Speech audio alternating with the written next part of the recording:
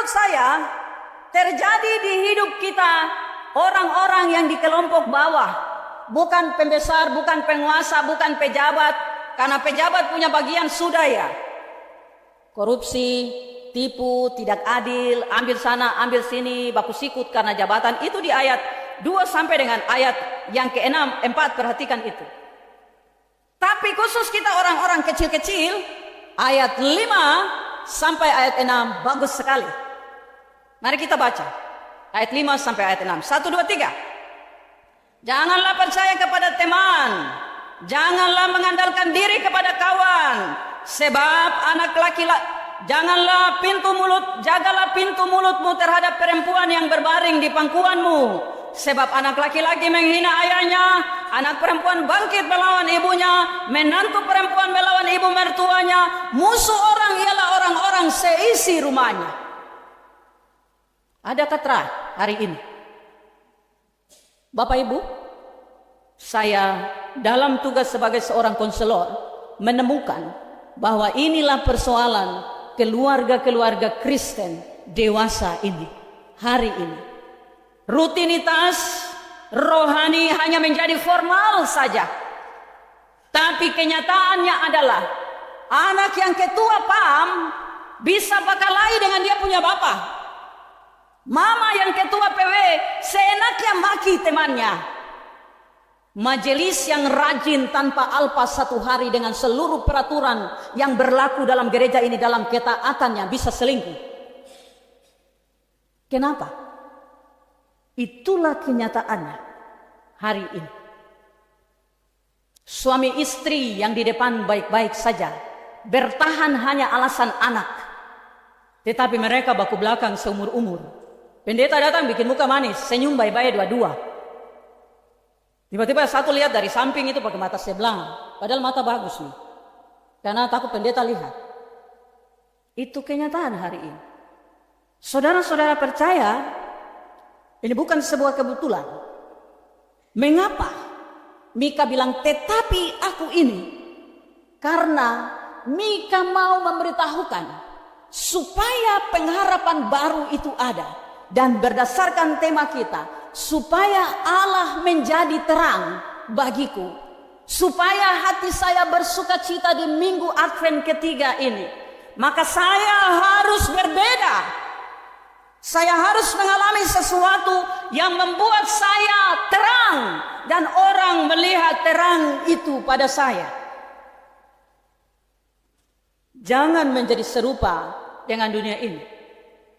Perhatikan, janganlah percaya kepada teman. Janganlah mengandalkan diri kepada kawan. Memang ini betul ya. Teman, kawan, maaf, jangan percaya. Kenapa? Karena dia manusia yang sama seperti kita. Dia pasti mengalami perubahan satu waktu tertentu. Percayalah kepada Tuhan, satu-satunya yang bisa menyimpan sesuatu dengan baik, menjaga sesuatu dengan baik. Lalu jagalah pintu mulutmu terhadap perempuan yang berbaring di pangkuanmu. Ini khusus untuk kita majelis ya. Masih penggembalaan mungkin sudah selesai, kunjungan pastoral mungkin sudah selesai. Tapi ini nasihat tentang rahasia jabatan. Jangan karena istri, jangan karena suami, lalu rahasia yang mesti majelis jaga. Waktu kami dua aku peluk dalam kemesraan, langsung aku bilang, aduh Bapak kasihan nih. Bapak sudah dengar kah? Kita teman itu. Kemarin di kunjungan itu saya sayang sekali. Begini dan begitu. Dia tidak ada maksud untuk menceritakan sahabat, keluarga, tetangga. Tapi karena dia ada di pangkuan, dalam situasi hati baik-baik. Nanti satu waktu kami dua baik-baik, tapi waktu ada kelas sedikit dan barang yang dia simpan, dia bilang, kawan saya ada pegang kau punya kartu as.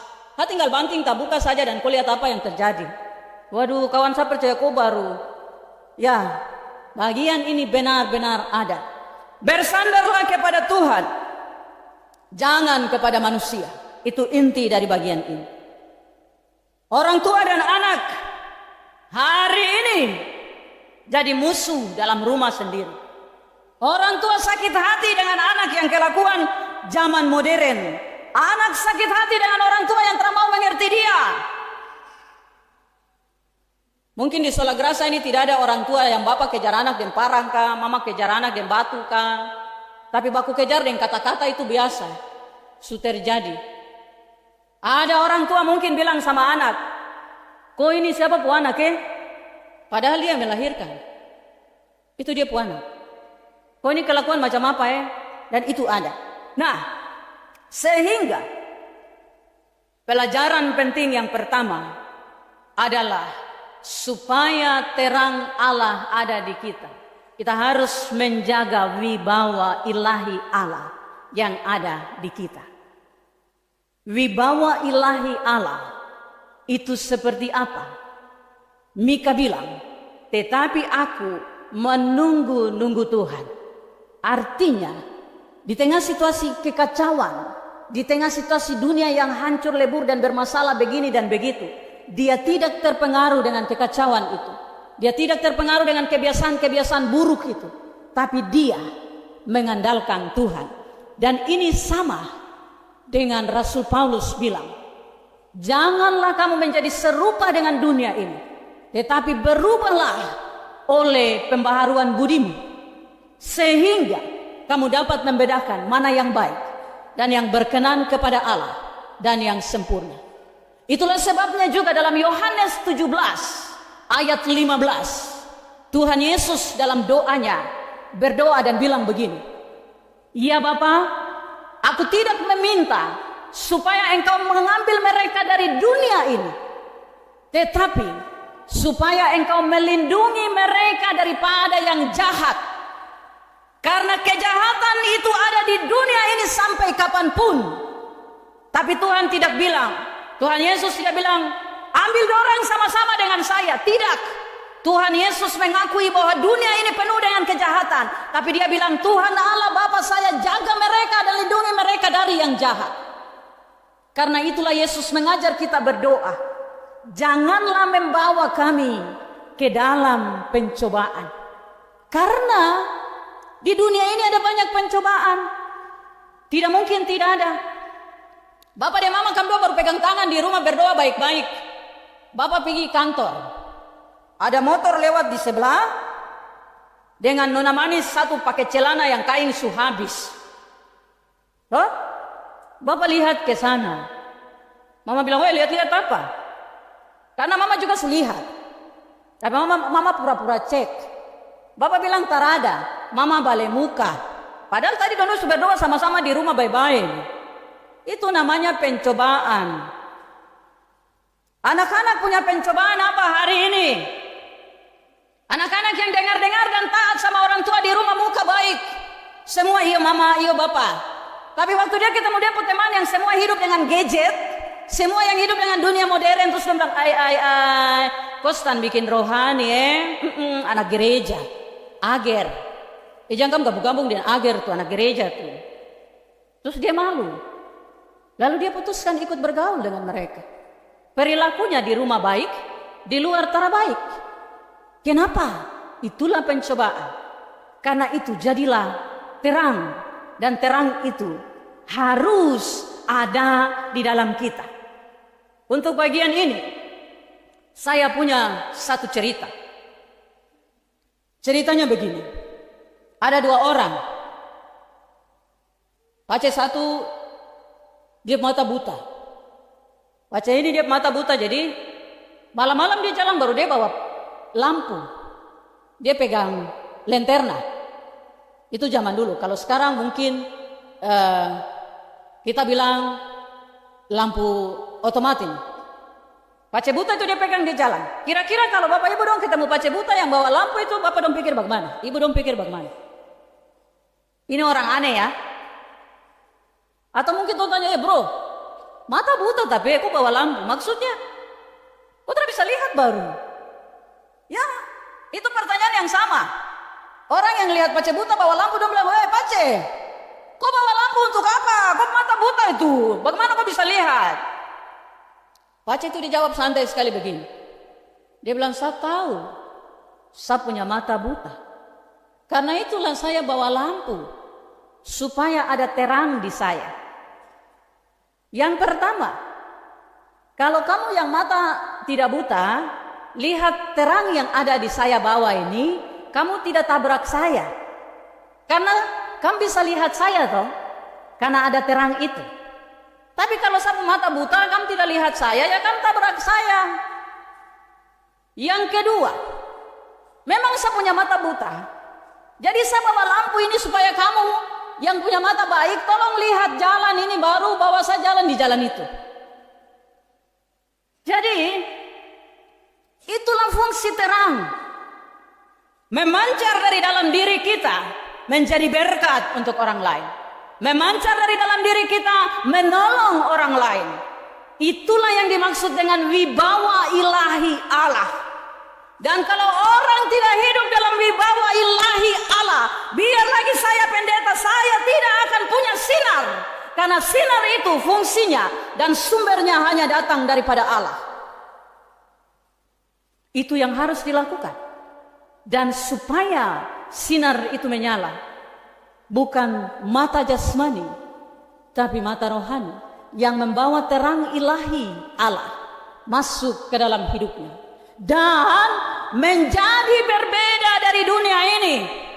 Jadi Bapak Ibu, kalau ada orang tua yang sampai hari ini masih tukang maki-maki sama anak, bertobat. Kalau terada percuma kau jadi orang tua. Percuma merayakan masa raya Advent.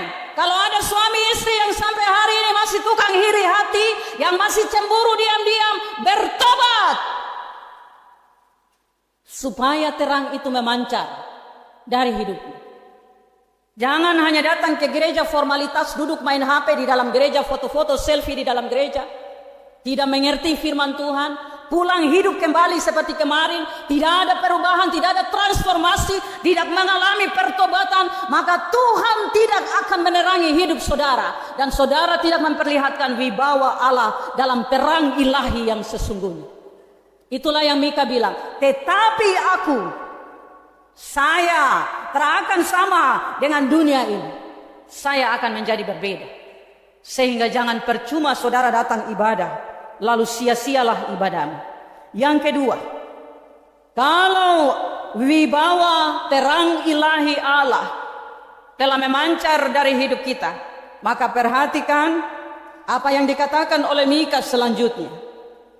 Bagian ini saya temukan bagaimana Mika menceritakan tentang dirinya, bukan tentang musuhnya.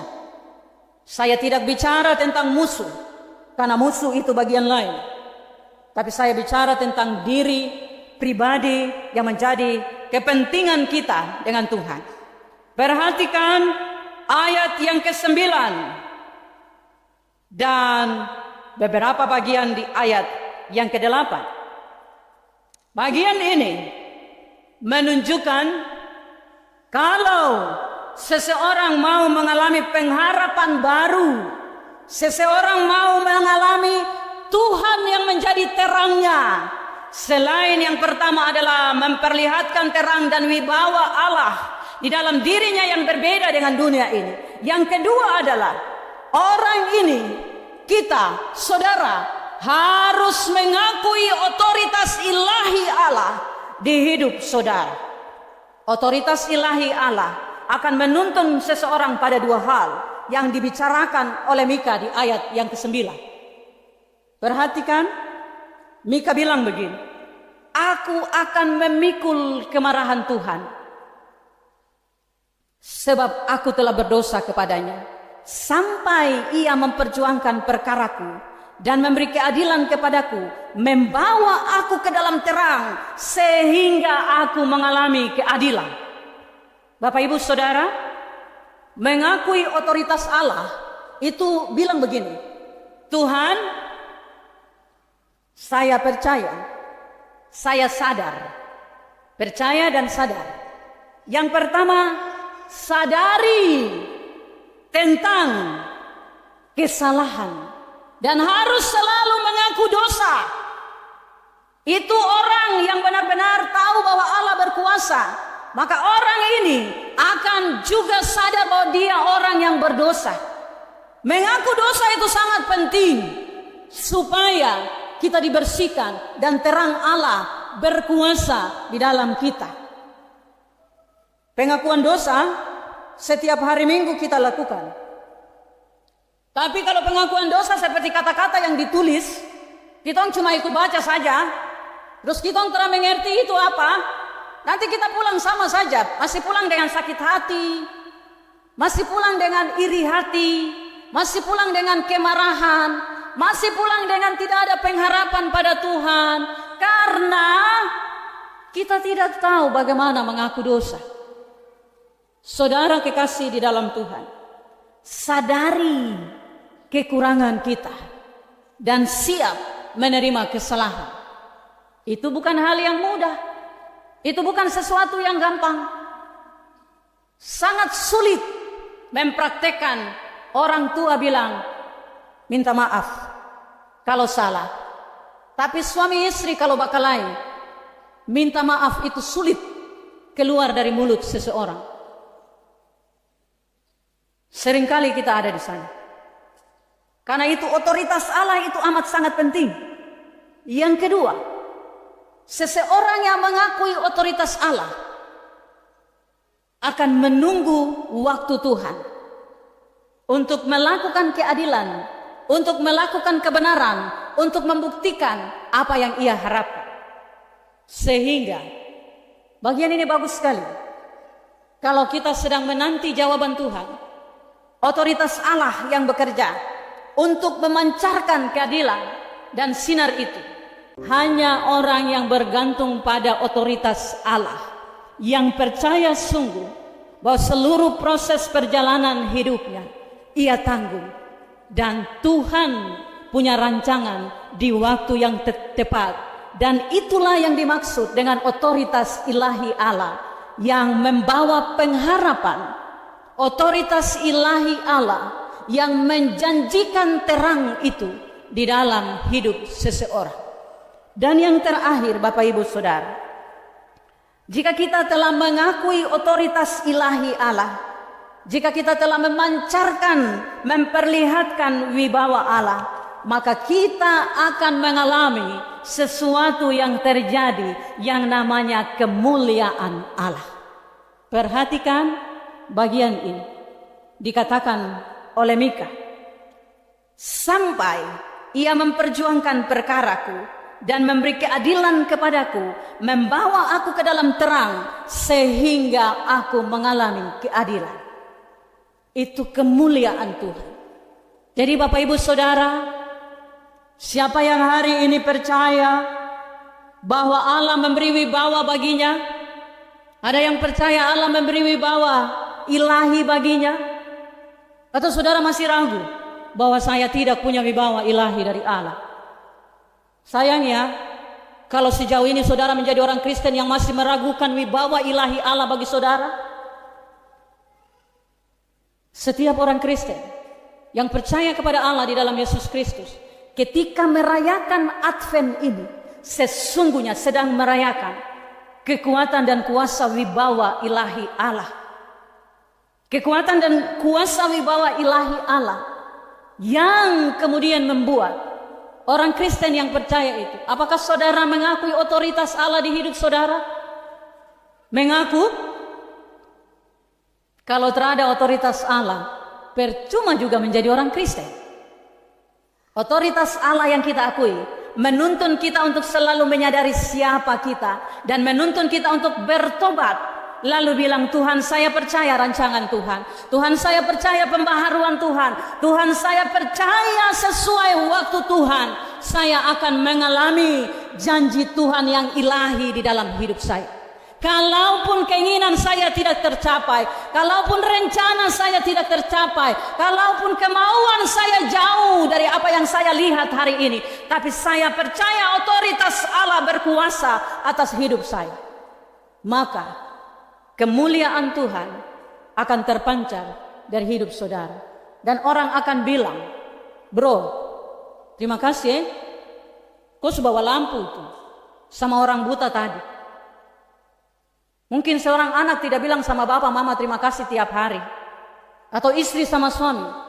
Tetapi mungkin dia mengalami sedikit pembaharuan. Itulah kemuliaan Tuhan. Maka kita tidak sia-sia mempersiapkan diri dalam sukacita untuk menyambut Natal Kristus Yesus. Tuhan memberkati kita dengan firman-Nya. Amin.